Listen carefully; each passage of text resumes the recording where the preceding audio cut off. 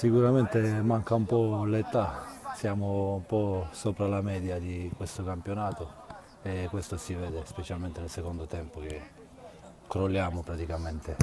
Noi ce la mettiamo tutta, però affrontiamo delle squadre fortissime e noi siamo appena all'inizio, siamo diciamo, in crescita, cerchiamo ancora dei giocatori per il futuro che ci danno una mano, che dobbiamo ancora fare tanta strada.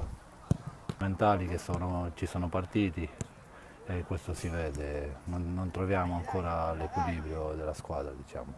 È vero, fino alle prime due partite abbiamo giocato praticamente senza attaccante, perché ci sono proprio mancati. E adesso sono rientrati, speriamo che vengano sempre, che abbiamo gran bisogno di una mano.